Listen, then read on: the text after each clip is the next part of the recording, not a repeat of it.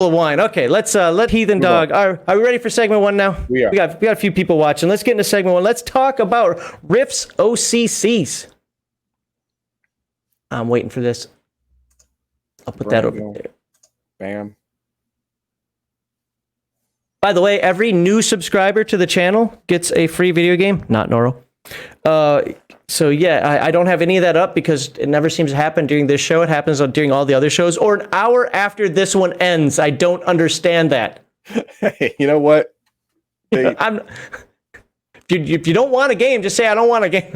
Anyway, all right. Let's talk about Rifts. Now, the whole premise of this series is that Rifts is your second Palladium game. The game you were playing before, Heroes Unlimited, Beyond the Supernatural, Palladium Fantasy, Ninjas and Super Spies, whatever. Your group has become too big for their britches. They got the whole world wired. Nothing's really going to surprise them or terrify them or get under their skin anymore. It's all done. They got the world the way they want it, and they're just running it. So I eat filet mignon 7 times a day. Bathtubs fill. There you go.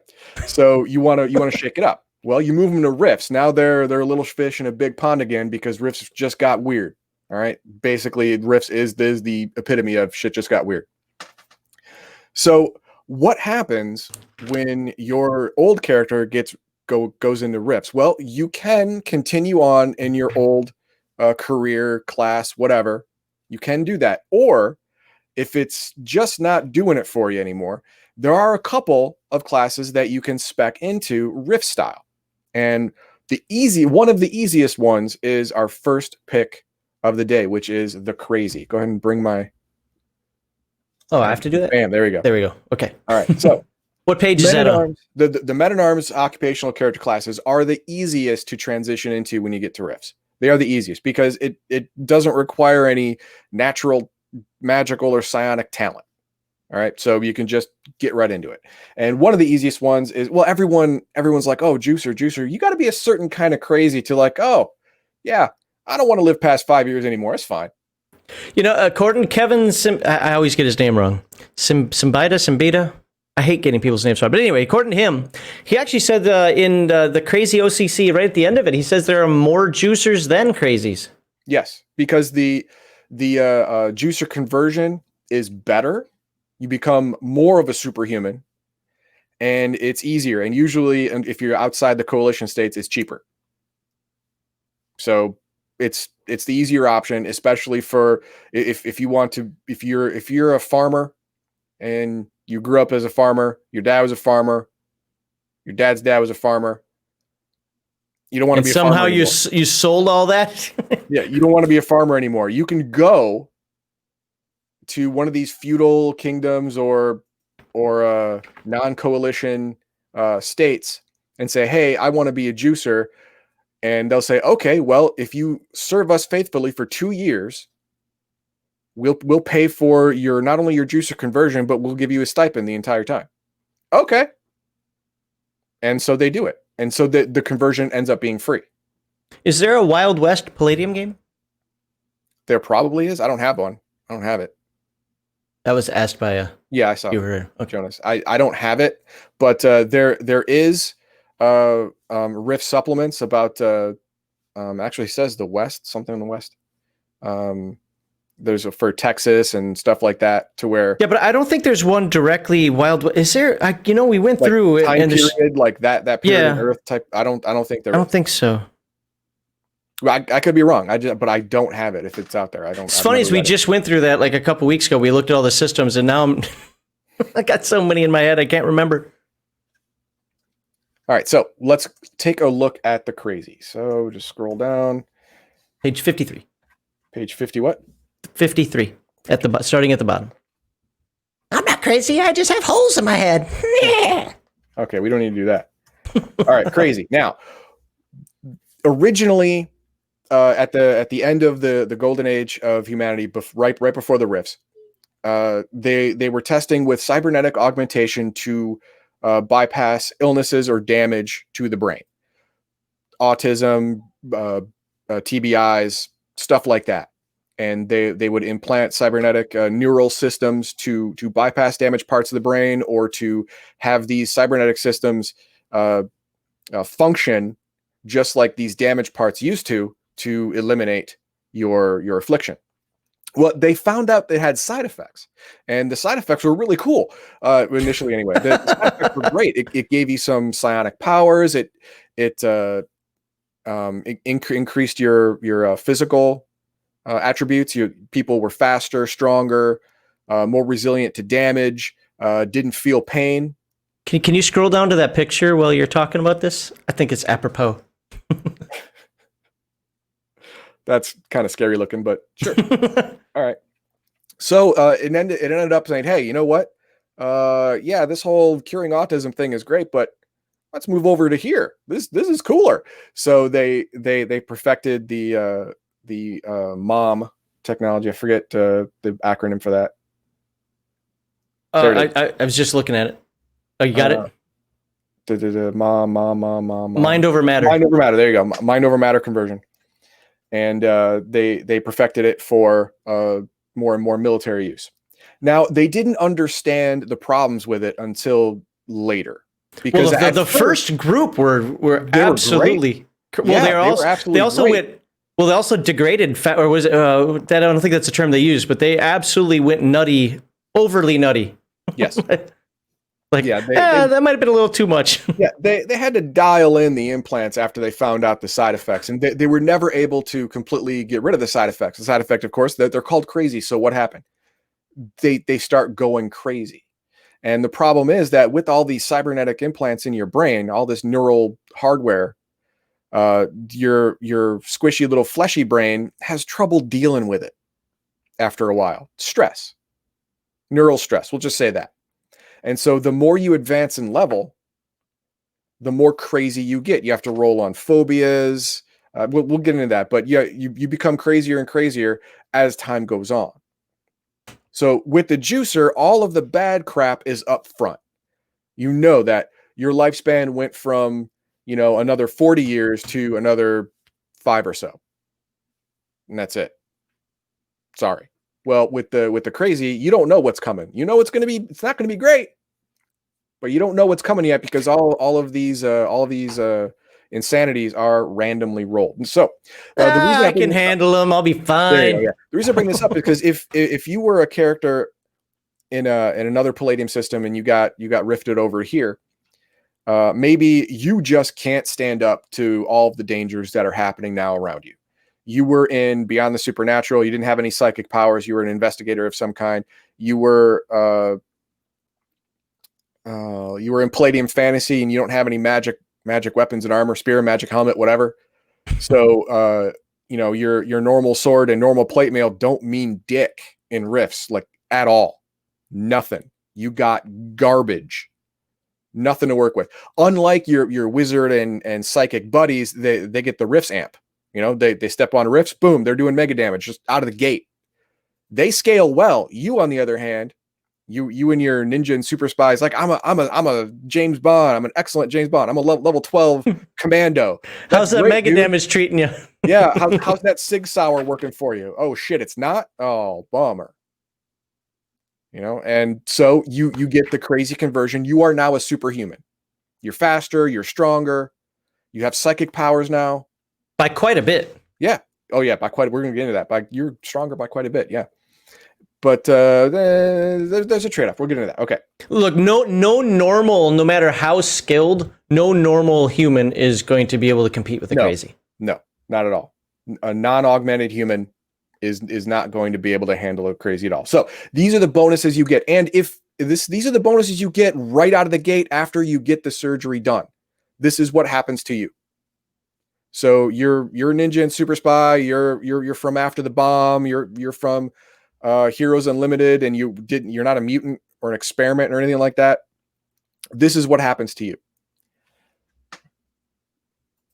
Okay, first you get the super endurance. You add 3d6 times 10 SDC and 5d6. What's base?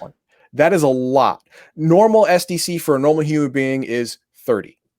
So if you take 30, add approximately another, we'll just say 11. You roll an 11 on 3d6, so another 110 Yeah, that's a lot. Okay. Yeah.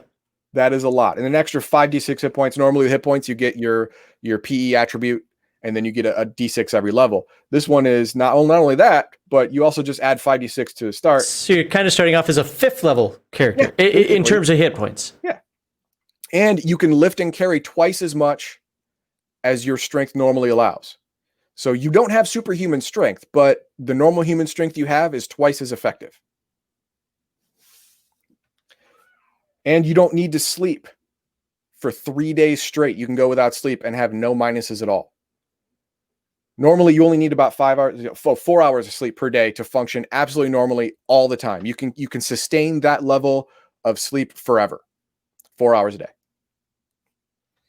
And you get your increased strength. Now, not only is your strength twice as effective, but you get more of it. You add 2d4 to your physical strength attribute. It falls under the augmented category, which is in between normal human and, say, robotic. So it's like a normal human, augmented human, robotic, superhuman, and supernatural.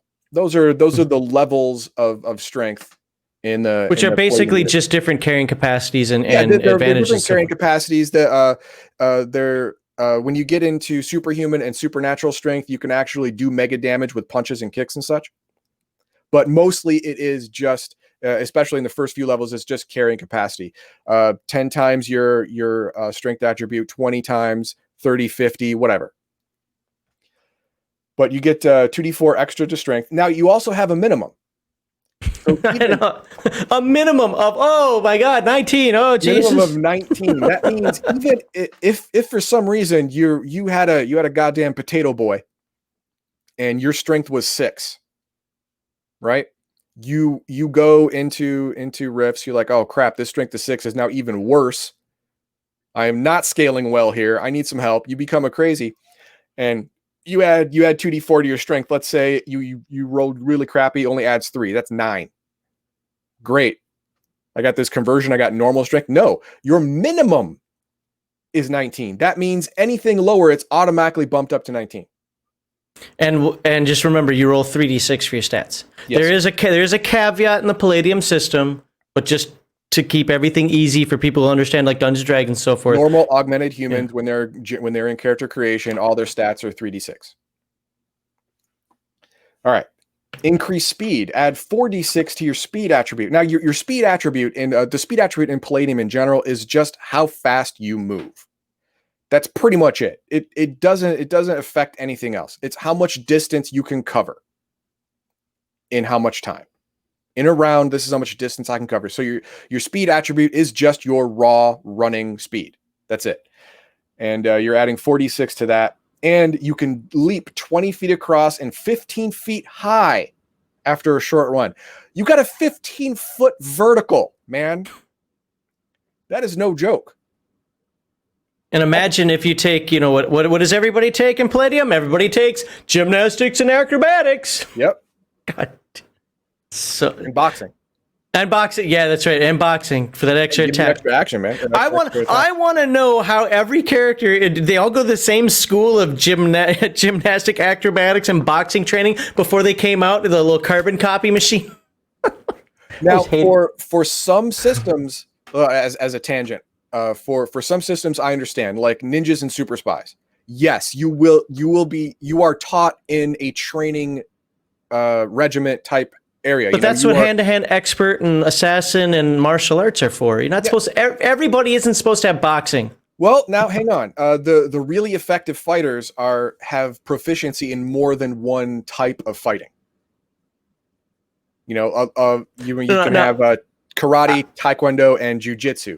I get it. That's a Bruce Lee mentality. You are proficient in all of them. It makes you a more well-rounded, effective fighter. So I get that part, but when every character does it in the group, yeah, I can see it. I can see it. But hey, everyone's dad taught him boxing. Shut up. Well, the two things that I saw in that, number one is I saw a lot of game masters say you get all the bonuses of boxing except for the extra attack. I never did that, but I saw a lot of game masters do that. The other one is you can have one of the three. You can have acrobatics, gymnastics, or boxing. You do not get to have all three. And I never saw so many fights from players versus a game master over. It's like you can have one of the three. It doesn't make any damn sense for you to be a trapeze artist and also belong in the on the Olympic gymnastics squad. I got what he was saying and I was okay with it. But there were some other people who were not. Too. I mean, there are some OCCs that would it would make sense to having gymnastics and acrobatics and other stuff like that. Like if you were in Ninjas and Super Spies and you were a ninja, you're freaking ninja, man. Yeah, but acrobatics and gymnastics. Yeah, they kind of double each other up, though. I mean, most of the stuff, there are a couple of things that are different. I forget exactly what they are off the top of my head, but most of it's like all you're trying to do is get that extra 10% because you already got the ability from whichever skill was higher. And each of these physical skills gives you a stat bump. Yeah. So yeah, that's what you're looking for. But I get what you're saying. But let's get back to heightened reflexes and agility. The combination of training and enhanced physical capabilities of the mom brain implants provides the following bonuses. This is big. Initiative bonus. There aren't a lot of initiative bonuses in this game. There aren't a lot, unless you have a spectacularly high physical prowess. Mm-hmm. You have to have a physical prowess of above 30 to start getting initiative bonuses. Any other initiative bonus you want, you have to have cybernetic implants or some kind of spell or whatever. And this one gives you a +2 on initiative. Doesn't sound like a lot, but that's big. That is big. I think the Juicer's the only one that gets a bigger, right? Yeah, Juicer's is bigger. But still. +1 extra attack per melee round. That's a big one too. One of the things I want to bring up, because I have to ask you about this because I forgot. Sure. If I remember correctly, so Heroes Unlimited and TMNT, at least TMNT, I know this should be true in TMNT, you had 2 attacks per round. Rifts is 4 attacks per round for a base character, right? No, it's still I'm talking a classed character, not just a regular civilian that only gets 1 attack. If you're an OCC, you get a base of 2 for just being alive, right? I thought it was a base of 4. No, it's still 2, but everyone has at least basic hand-to-hand combat. Which is +2. That gives you an extra 2 at level 1. So you hit 4. Now, the higher you go in hand-to-hand combat, you get more. As you level up, even if you keep basic, as you level up, you get an extra attack at level, say, 6 or 8 or 15 or whatever. But if you go to martial arts or hand-to-hand advanced or hand-to-hand martial arts or assassin or whatever, you will start out with more. And they come quicker. Yeah. Well, this one gives you an extra 1 just because you're that fast. The world now is in a little bit of slow motion for you all the time. Your brain works so quickly that everyone else looks like they're moving slower. And you get a +4 exceptional balance and grace reflected in physical skill bonuses and a +20% to maintain balance applied from skills like acrobatics and gymnastics. So if you have acrobatics and or gymnastics, you get a +20% to those skills because your reflexes and fine motor control are now so enhanced that you're just better at these things. And it adds 1d6 to your physical prowess attribute with a minimum of 17. Here's your minimum again. Like let's go with the old potato reference. You had a physical strength of 6 and you had a physical prowess of 9. Well, you got it bumped up to 9 because of the treatment for physical strength, but the minimum is 19. So now you went all the way to 19. Well, also you get to add a d6 and then you add a d6 to that 9. Even if you max it out, you're still looking at 15. No. You're still below the minimum. You get that bumped up all the way to 17. And let's be clear, I don't have the percentages in front of me, and somebody always invariably puts this into a comment somewhere. It reminds me what percentages are, but a 17, basically a 16, 17, and 18 attribute in a 3d6 system. That's when you start exceptional. Yeah. That's well, I'm not even talking the Palladium rules. I'm trying to avoid that part, but that's Olympic quality. Yep. Now, this is a future world where people have 25s and 30s. I get it. But just compared to the modern world, the worst you can be is an Olympic quality gymnast. Basically, or physical prowess. This will automatically turn you into an Olympic level athlete. Automatically. Bare minimum. The worst crazy ever is an Olympic level athlete. Mm-hmm. Enhanced senses, +3 on perception rolls, even when acting stupid and bouncing around or seemingly bored. It's part of the reason that the world seems like it's going in slow motion. You have time to just look around because you're so much faster than everybody else. You take in so much more information because your brain is moving faster than everyone else's little slug brains are. Not so much in intellect, but in reaction time. In reaction and data assimilation and acquisition. You're just faster. Now, this, of course, your eyes are enhanced. If you needed corrective lenses before, you don't now. Your 20/20 vision, and you can read something the size of a stop sign from 2 miles away without difficulty. That's amazing. I want that. That's like the opposite of me. Everyone wants that. That's great. I can read a stop sign if it's 2 inches away. There you go. There it is. And of course, you also have enhanced hearing. You can hear a whisper or a twig snap under someone's boot 300 feet away. And the acute hearing gives the Crazy an automatic dodge on all attacks, even from behind or surprise. This is just like the Juicer. Now, I don't know if I forget if the original Rifts gave them automatic dodge. I thought only the Juicer had the automatic dodge. No. As far as I remember, the Crazy and the Juicer both got it, because remember when the whole elemental eyesore thing. I had one less attack than him, and he just kept auto dodging everything. Oh, you know what? No. I think you're right. I think he either had one auto dodge or no auto dodges, because he always had that one extra attack than me. And so when we kind of went fisticuffs on it, he could just dodge my 4 or 5 attacks and take a 6th attack to whittle me down. There you go. Okay. Normally a dodge counts as one melee action or attack. An automatic dodge looks like a parry, and that the character can bob, weave, and roll out of danger so fast, being back on his feet and ready to strike, that the active dodge does not use up an action. Normal dodge bonuses do not apply, but physical prowess bonuses do. That's the rub. For the Palladium system, anything that says dodge bonus does not augment your automatic dodge. There are a couple of instances in the books of plus X automatic dodge bonus. That will add to your auto dodge. Yep. But normally it's just your base physical prowess. Which now, if you use the action to do a dodge, then you get everything. You get all of your bonuses for dodge from all of your skills and all of your experience. That's fine. But if you don't want to blow an action dodging, you just get your base dodge roll plus your physical prowess attribute bonus, which minimum of 17, you're going to have at least like a +2 or 3 to your roll. So it's something. It's not nothing. All right. Bonuses: +1 to auto dodge at levels 1, 2, 4, 6, 8, 10, 12, and 14. +2 to roll with impact at levels 2, 5, 10, and 15. So as you gain experience levels, your auto dodges will get significantly better. Now, remember, normal people don't. The only other in this book, the only other character that gets an auto dodge is a Juicer. He's better at it than you are, to be fair, but no one else gets an auto dodge, and that is a huge bonus to in your favor during gameplay. Everyone else has to burn actions to dodge. You don't. Unless the roll is really, really high and you need the extra bonuses to make that success. Right. But it's a choice. Yeah.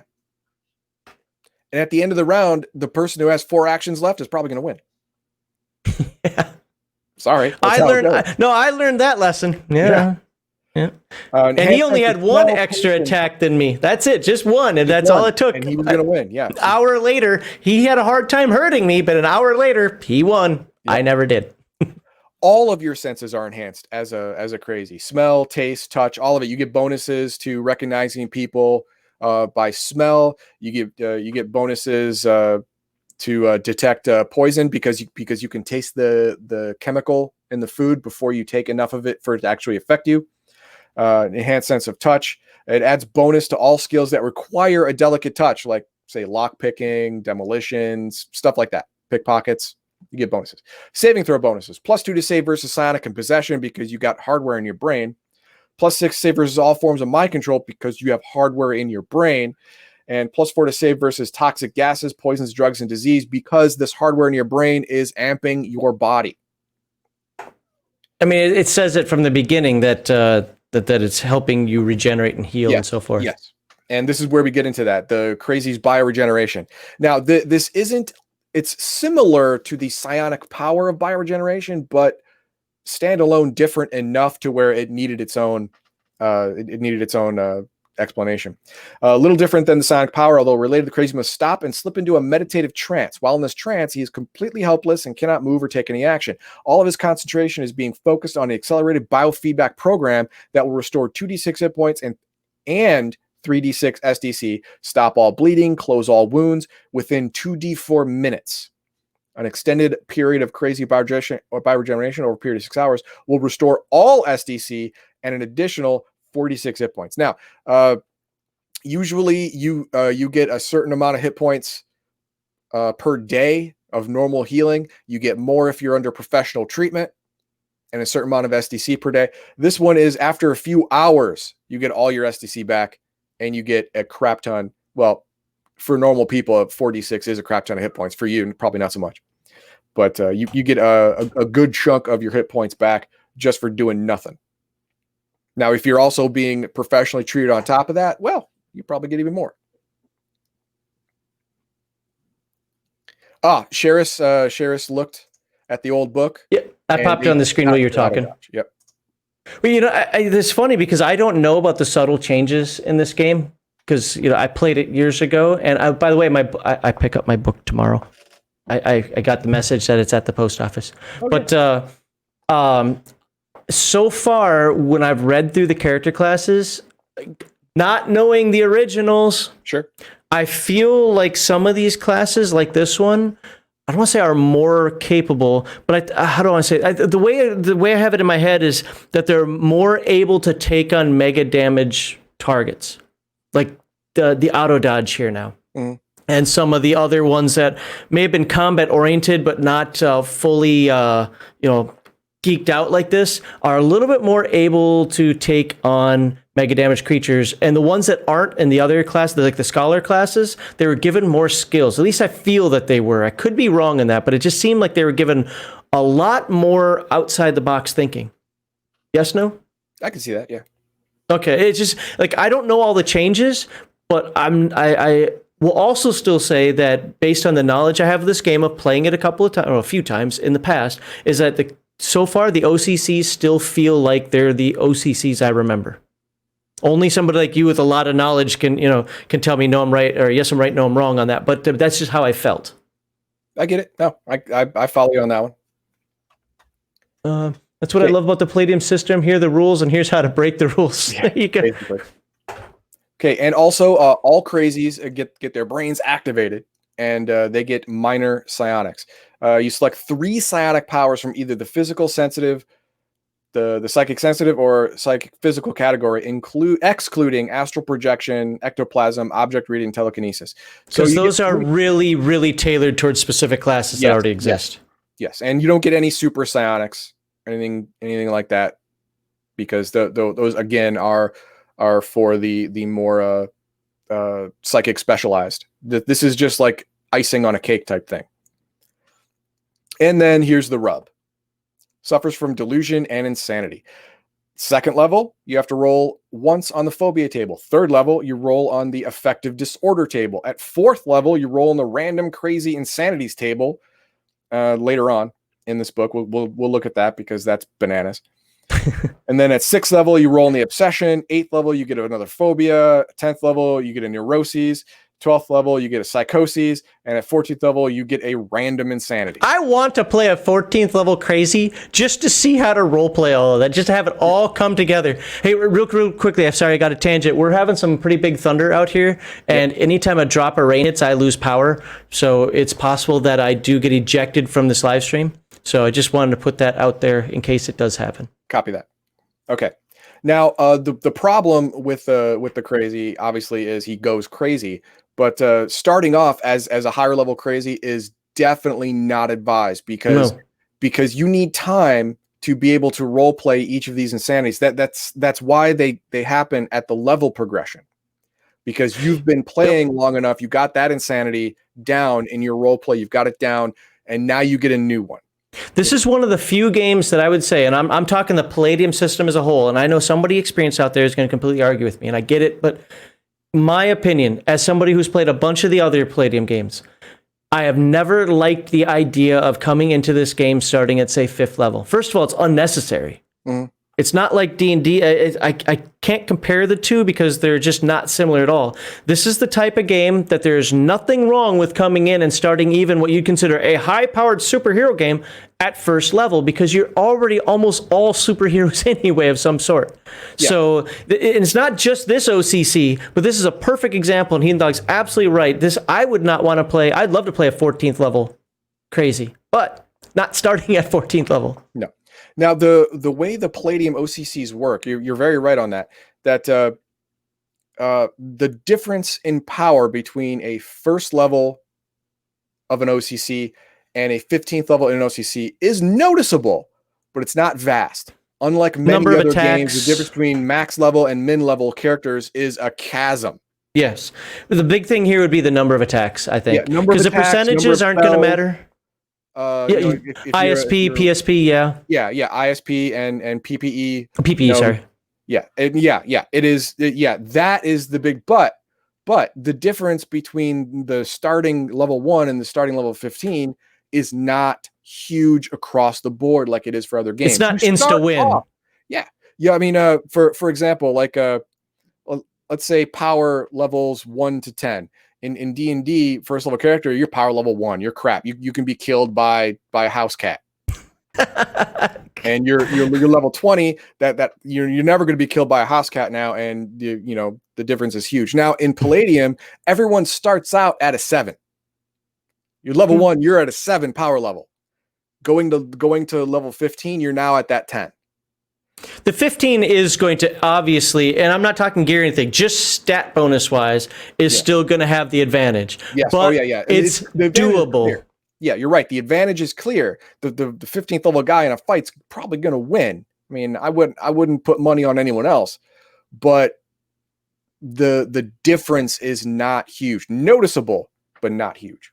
I think, I guess what I'm trying to say in this one, if you're putting them together, level 1 versus level 15 is going to win. But if you got I don't know the creatures, so I'll probably making a mistake saying this, but I'm saying anyway, you got a Splugorth out there, it's going to kill the level 15 just as easily as it kills the level 1, and they're both going to have maybe not equal chance, but we'll say 51% to 49% chance, versus the Splugorth. It's just the bonuses go up slowly. You don't get a million bonuses constantly. You're not doubling your health every level, Yep. Now, yeah, you're absolutely right. I mean, the Splugorth is an alien intelligence, basically above god level power. So a single 1st level Crazy and a single 15th level Crazy, they're both going to lose. Dead just the same. Okay. They're going to die just the same in probably just the same amount of time.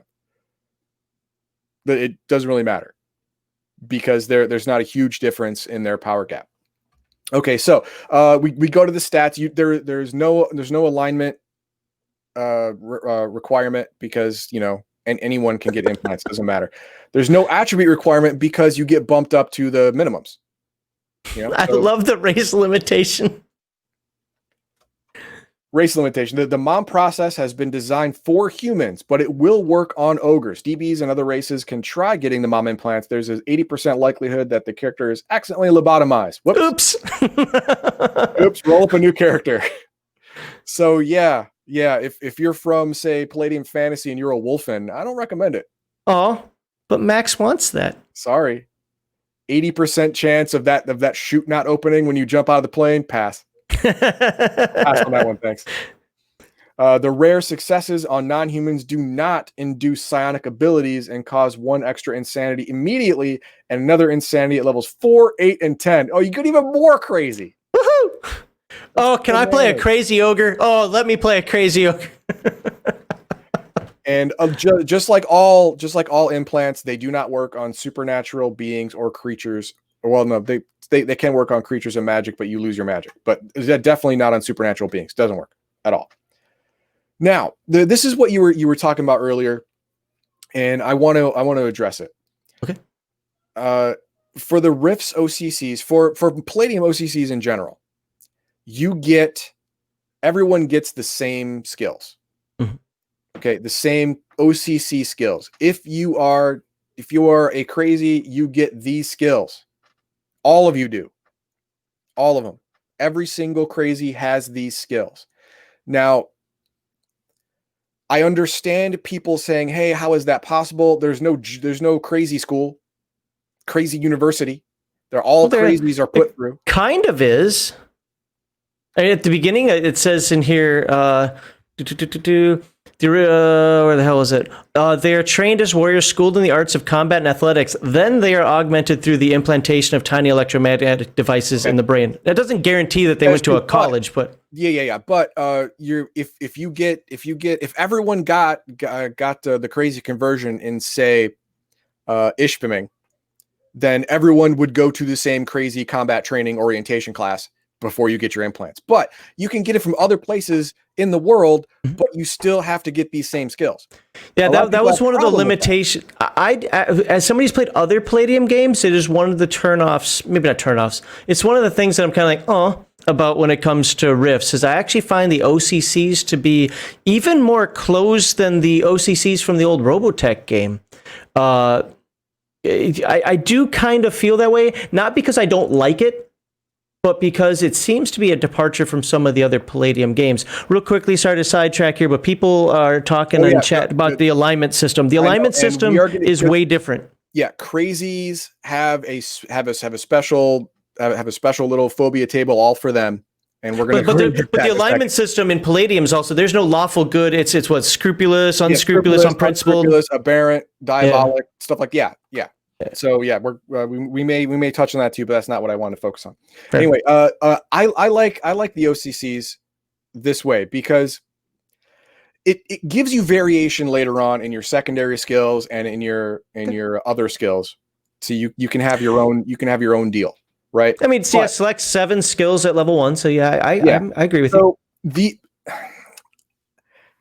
I don't have a problem with it because yes, every crazy is going to have these skills. These are the skills you need to be a successful crazy. Else, why would you be one? Exactly.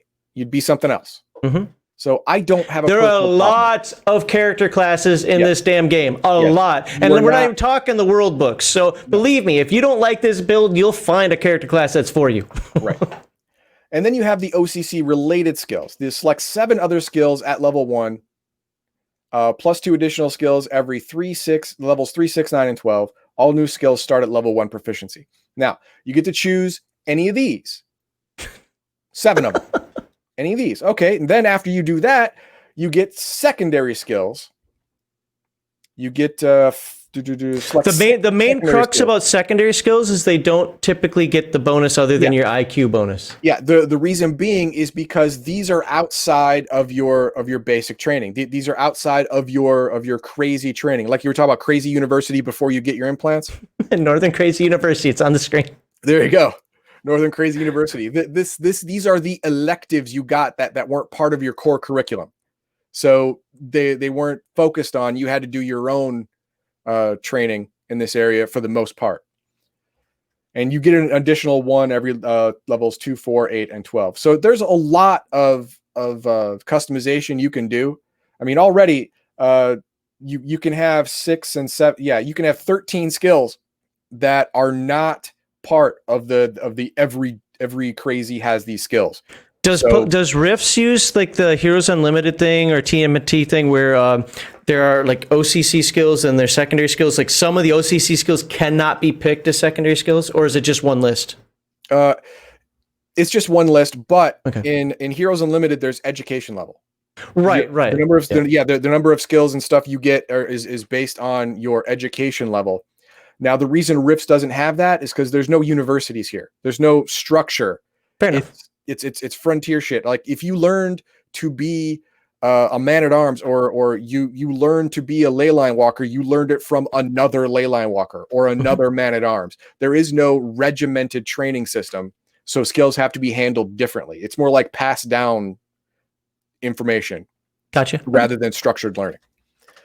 So those are your crazies. That's great. And then we go down to the insanity stuff. I'm going to skip down. There's a lot. And someone in chat, it was, there you go. It was Shadzar who said, "What about split personalities?" That is a possibility. You can roll split personality as one of your biggest day on page 58. Yep.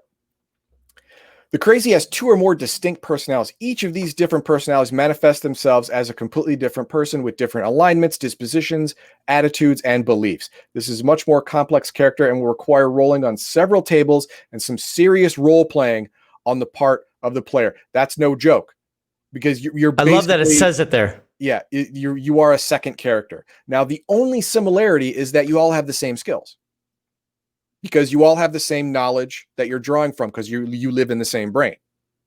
Okay, so you don't have to roll up a completely new character, but you have to roll up.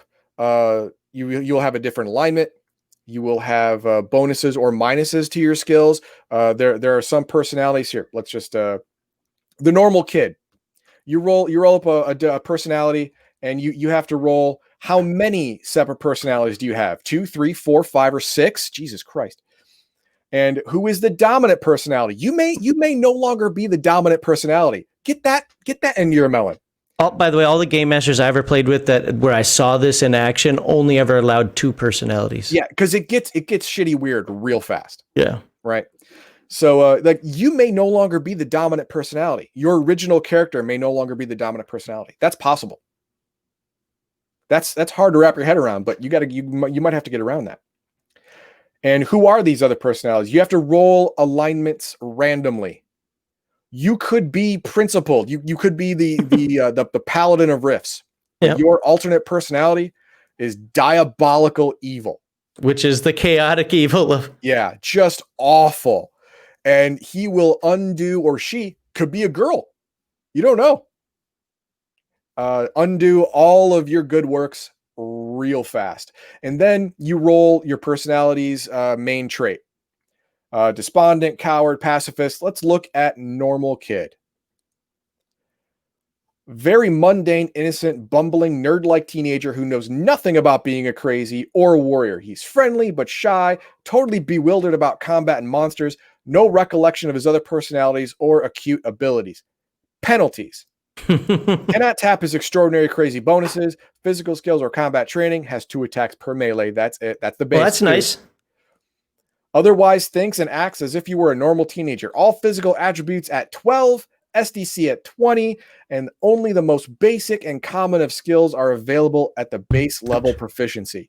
This person does not have access to any of your memories. It's its own completely separate personality. No backstory, whatever, just a kid. That's it. That's what you are now. Every time this personality manifests, you are there. And you have to determine what the trigger is. Yeah. Oh, Jesus Christ. Trigger could be anything, really. Let's see. When do the different personalities take control? Severe shock or trauma. You do not want normal kid coming out if you're severely shocked or in trauma. Incapacitation, threat of death, or coma and near death. Hit point damage. Hypnosis, telepathic probe, possession, mind wipe. Well, yeah, if you get your mind wiped, your second personality, guess what? Now it's your primary, because the other one's dead. I want to play a crazy who thinks he's a PC and an RPG and psychic abilities as a player. You know what? Basically, you want to play Deadpool. You want to play Deadpool. I get it. Captain of the breaking the fourth wall. I understand. That would be funny. Yeah. You roll up a crazy, and your second personality believes that he's in a game, which is why he has all these powers. Determining random control. Determining which personality takes random control is easy. If there are 2 personalities, 1 through 3 is you, and 4 through 6 is the other on a D6. It's that easy. 3 personalities, 1, 2, 3, 4, 5, 6. 4 personalities, 1 through 3, 4, 5, and 6. Each represent one of the other personalities. So you keep rolling the D6s here. 5 personalities, 1, 2 is dominant, 3, 4, 5, and 6 are the other. 6 personalities, hey, 1 through 6. There you go. One is you. One is the main personality. So yeah, let's look at a couple of the other personalities here. Gluttonous pig. That's a good one. personality that is a filthy pig who enjoys good food and wine, eats and drinks to excess, enjoys all types of vice and self-gratification, including his own enhanced crazy abilities, but is a lazy, animalistic slob. Penalties. Never takes the initiative, but doesn't avoid a challenge either. Minus 10% on all non-combat skills. Bonuses. +1 parry and dodge and disarm. Has the domestic brewing skill at 85%. Oh, okay, he can make craft beer. That's great. Knows all his own IPA. Yeah, knows all the other personalities, but is hesitant to let any of them take control because they're either too good or sissies who don't know how to enjoy life. However, there's a 50% chance of being convinced to let them out if someone is impassioned or other personalities needed to save the day or his own skin. Okay, now a lot of these, unless specifically against the personality, there's a 50% chance that someone could convince this personality to back off. Because hey, you don't have. And if you have a high MA, would that raise that percentage? Yeah, yes, that would give you a bonus to that 50% because of your innate bonus to charm and impress. This is crazy. I have not read the attributes of this game. I'm pulling this crap out from stuff that happened years and years and years ago. Well, good job. Good job. Yes, you would have a better kleptomaniac, greedy, traitor, bloodthirsty, megalomaniac. The anti, I can play that dude. Opposite sex, like I said, you could be a girl, or you could be a guy, depending on what you started from. You can be both. Yeah. Hypochondriac. That's great. Wild man. Did you sniff? I've got the COVID. You gave me the COVID. You gave me the COVID. Give me the Wuhan flu. Oh crap! Our video just got demonetized. Son of a bitch. Just now? You saw it happen? No. YouTube demonetizes anything that has the C word in it. That's true. This is not the first time you said it in this episode, by the way. I know. Okay. All right. So yeah, those are the personalities. These are the ones that are most difficult to role play, and it's the main reason why crazies have their slow progression of insanities, and why this one you don't even get a chance to have this one until the higher level. Let me add one caveat to this. It is technically possible to get more insanities by taking a lot of trauma. Yes. Because there are general rules for gaining insanity normally outside of the crazy conversion. So you can get more insanities just by, bad crap happening to you, like bad luck. But you don't get something like this until 4th level.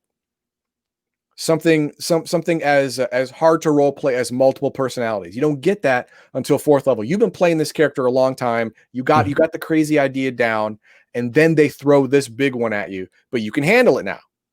You can handle it.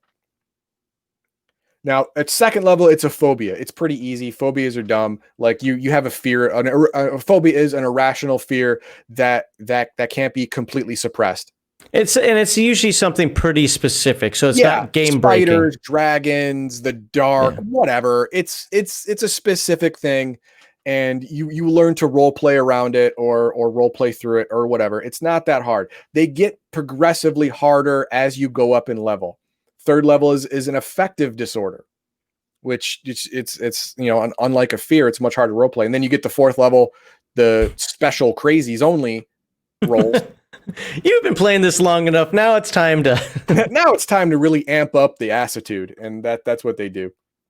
So yeah, if you are rifted in from a low magic, low tech world, then you may need an advantage in your new life on Rift's Earth, and becoming a crazy is one of those advantages you can do. And the cool thing is you start off as a 1st level crazy. You have all of your other skills, but they're frozen at their current level until your crazy level in the Crazy OCC exceeds your whatever level you were before.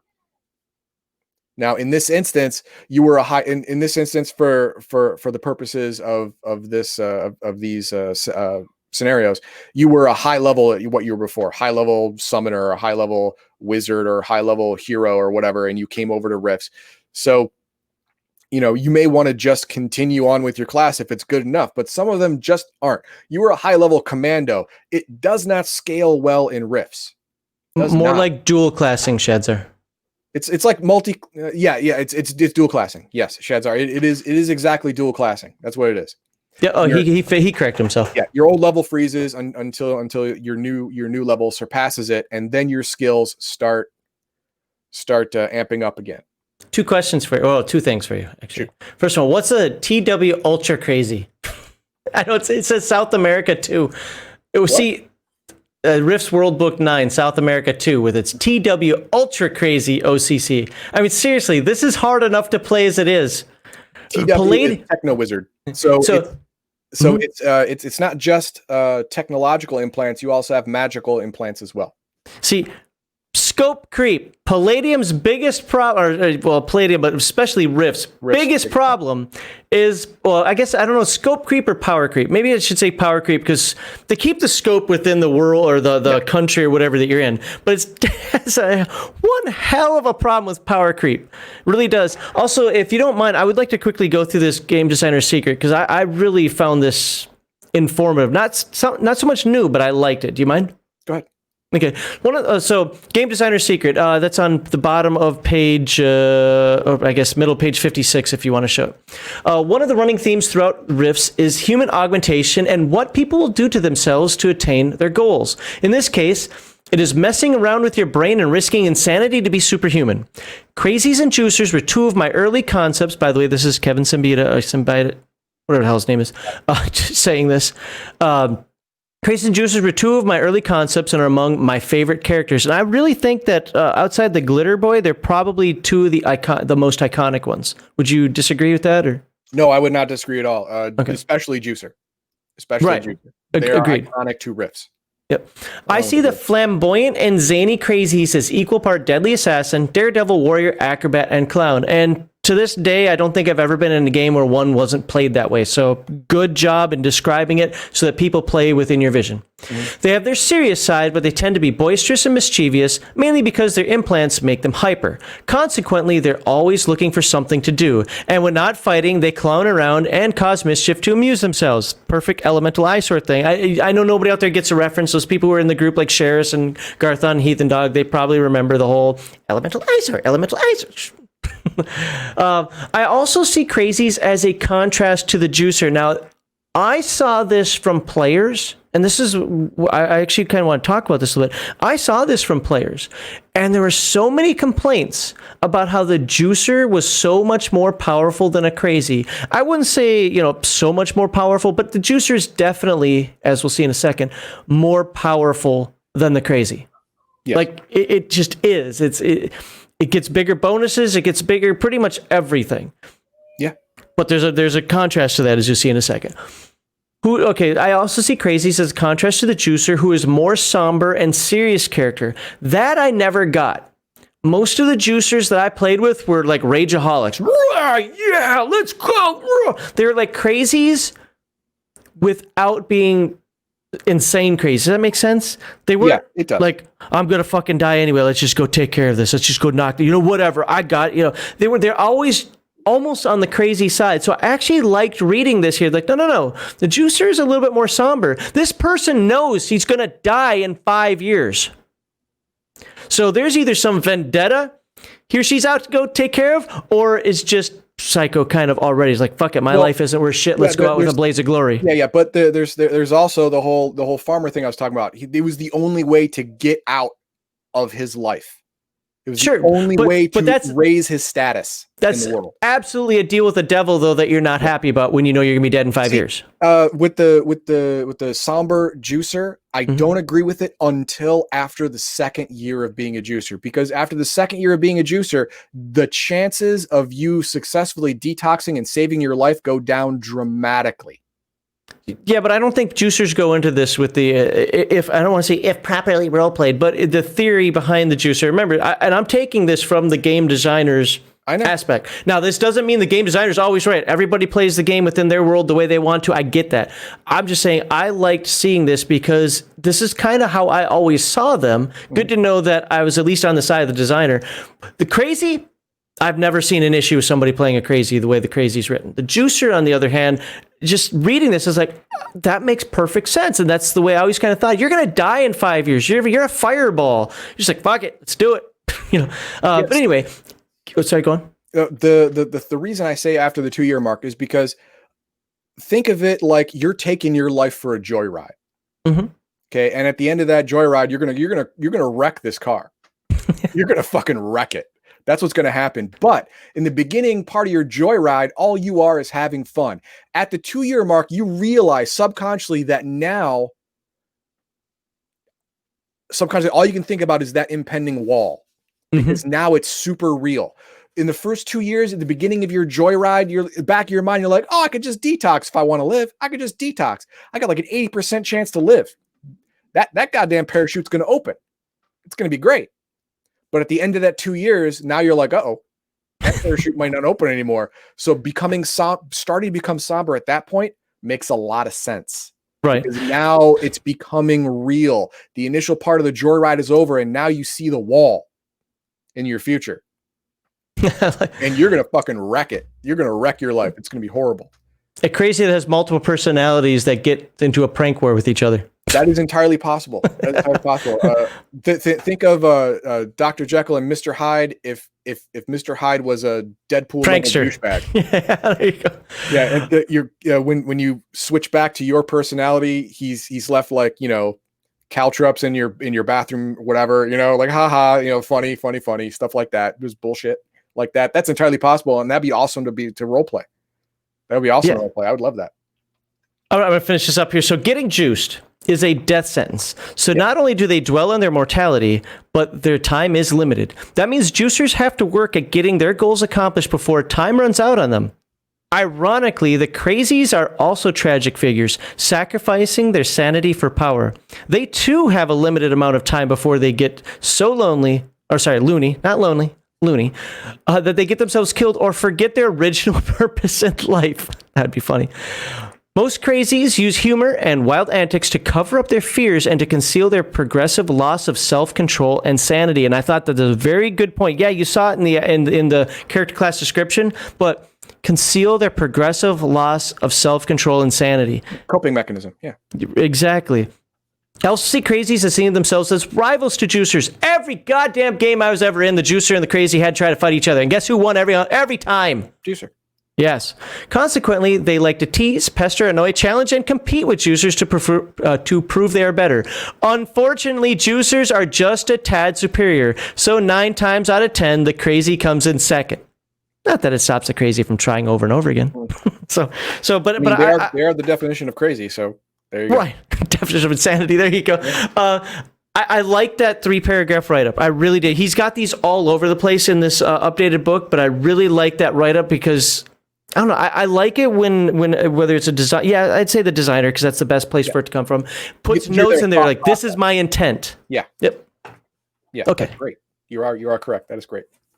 So that basically in a nutshell is the crazy. If you are screwed, you feel like your character is hampered, their old class or their old abilities just don't cut it in Rifts. The crazy is an option for you. You can instantly amp yourself and be competitive in the world.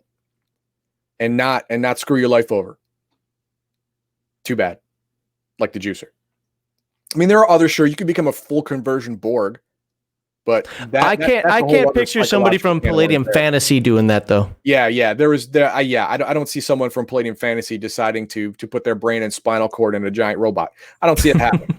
I mean, hey, you know what? Maybe you can. I'm not saying it couldn't happen. I'm just saying I don't see that. I would see that more as somebody from like Ninjas and the Super Spy side of Ninjas. Super Spies or After the Bomb, stuff like that. I could see that, right?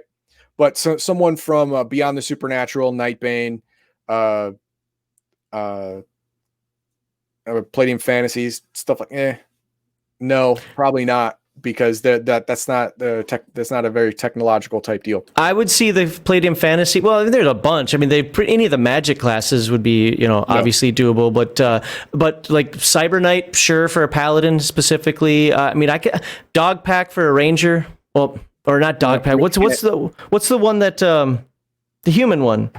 Wilderness Scout. Thank you. Yeah. I could see that. So I mean, there are classes here. Yeah. Absolutely, everything from every Palladium game can find a home here. Yes, but ones like the Headhunter, the Crazy, the Juicer, and the Borg, the full conversion Borg. These are examples of your old character class won't cut it. You need a Riffs amp. These ones you can just step into and instantly be relevant if you think you're not. Instantly be relevant. All right, so Agree. that's a Man at Arms. That's the Man at Arms part, and